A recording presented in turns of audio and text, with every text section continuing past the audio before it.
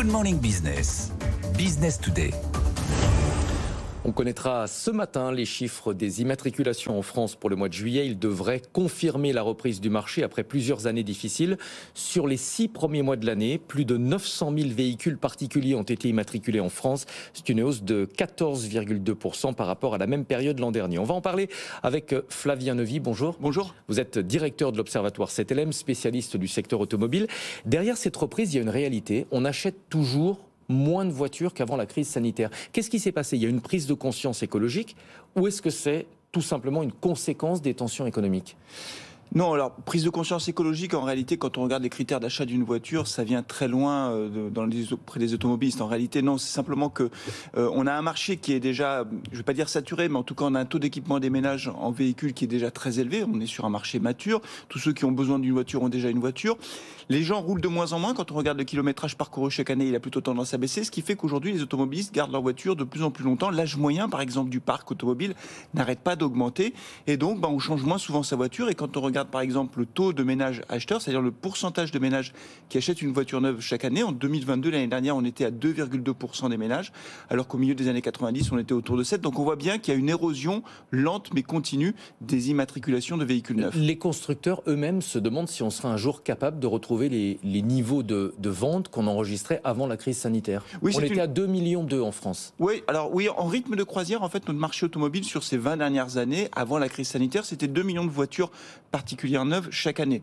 Là, on est descendu à 1 550 000. Alors, il y a eu beaucoup d'explications, et notamment le problème des chaînes d'approvisionnement, notamment l'équipement des semi-conducteurs qui a posé beaucoup de problèmes. Mais globalement, cette année, un marché qui devrait rebondir, vous l'avez dit, qui devrait peut-être se situer autour de 1 750 000, 1 800 000 voitures, mais on sera très nettement en dessous des niveaux d'avant-crise. En réalité, il y a quand même un problème qui se pose, c'est le prix de vente de ces voitures. C'est-à-dire que pour beaucoup de ménages, acheter une voiture neuve aujourd'hui, c'est soit impossible financièrement parce que les prix sont très élevés, soit les ménages ne veulent plus mettre autant d'argent pour acheter un véhicule et ils se tournent massivement vers le marché de l'occasion. Justement, est-ce que ça veut dire que la reprise, elle n'est pas homogène sur tous les segments de marché?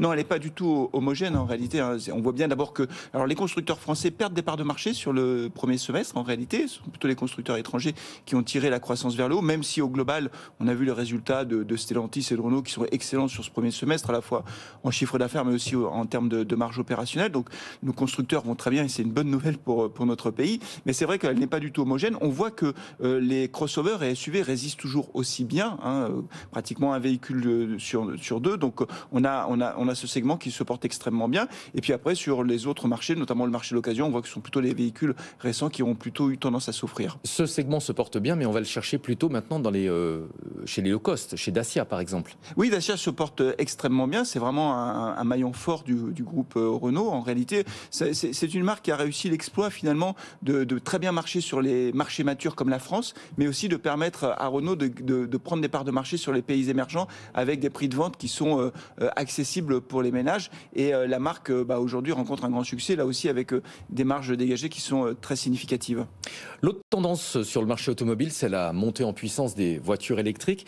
Au mois de juin, en Europe, il s'est vendu davantage d'électriques que de voitures diesel. 15,1% des ventes pour l'électrique, 13,4% pour le diesel.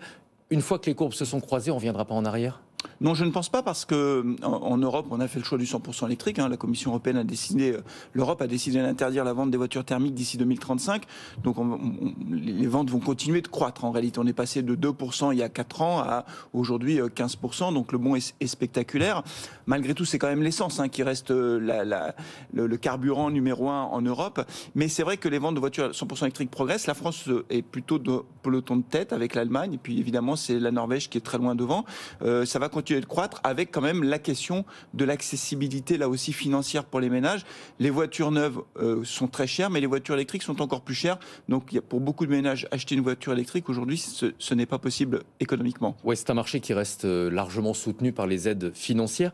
Est-ce qu'avec l'augmentation des volumes, puisqu'on en vend de plus en plus, on peut espérer une baisse du prix des voitures électriques, ou est-ce que structurellement les métaux qui composent ces voitures font qu'elles vont rester chères ? Écoutez, c'est tout le pari qui a été fait sur la voiture électrique en disant, au fond, les États vont soutenir, en particulier la France, le marché électrique au début.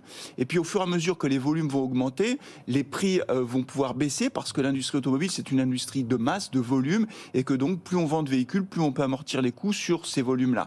C'est comme ça qu'a toujours fonctionné l'industrie automobile. Le problème avec la voiture électrique, c'est que l'aléa, comme vous venez de le dire, ce sont les métaux rares, ce sont les matières premières qui rentrent dans la composition des batteries qui représentent le coût principal de la voiture électrique. Et aujourd'hui, on ne sait pas, enfin honnêtement, c'est très difficile de dire à quel cours seront le cobalt, le cuivre, le nickel, le lithium dans 10 ans. Et donc, quand on regarde ce qui s'est passé sur ces dernières années, les prix de vente des voitures électriques n'ont pas baissé malgré l'augmentation des volumes. Donc effectivement, il y a un risque, une question qui se pose. À horizon 2035, quand il n'y aura plus que des voitures électriques à vendre, à quel prix seront ces voitures? Si elles sont inaccessibles pour une partie importante des ménages, cela pose clairement question. On voit bien que l'électrique est en train de redistribuer les cartes dans le secteur automobile. Aujourd'hui, les géants de l'électrique sont des constructeurs qui n'existaient pas il y a une dizaine d'années.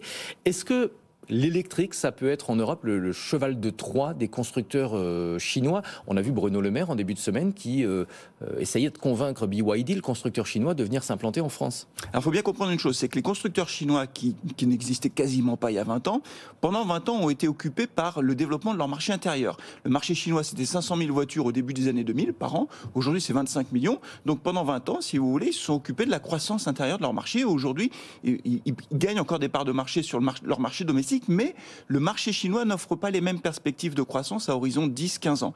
Donc les constructeurs chinois ont besoin de sortir de leur marché domestique pour continuer à trouver des relais de croissance.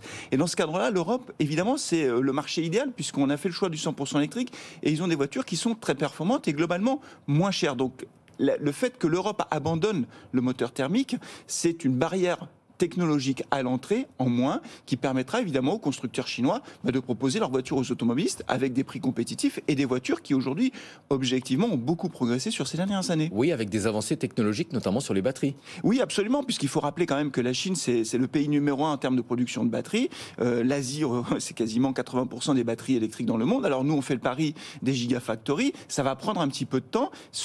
La concurrence de la France, de l'Europe sur la production de batteries, elle va être féroce avec les Chinois, mais aussi avec les Américains, parce que les Américains veulent aussi récupérer une partie de la valeur ajoutée sur la voiture électrique. Et quand Bruno Le Maire essaye de dérouler le tapis rouge à BYD pour s'implanter en France, est-ce qu'on n'est pas en train de se jeter dans la gueule du loup?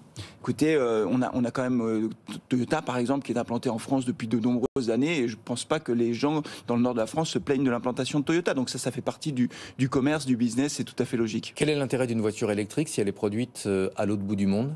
Ah ben ça c'est la vraie question en fait. On sait très bien que le bilan carbone d'une voiture électrique dépend de la façon dont elle est produite, bien sûr, de l'électricité qu'elle utilise et puis aussi du transport qu'elle va être obligée de faire pour aller jusqu'au consommateur final. Et évidemment, avoir des voitures électriques produites en Europe, en termes de bilan carbone, c'est quand même meilleur que si elle vient de l'autre bout du monde. Merci beaucoup Flavien Neuvy, directeur de l'Observatoire 7LM, spécialiste du secteur automobile. Merci d'être venu ce matin en plateau.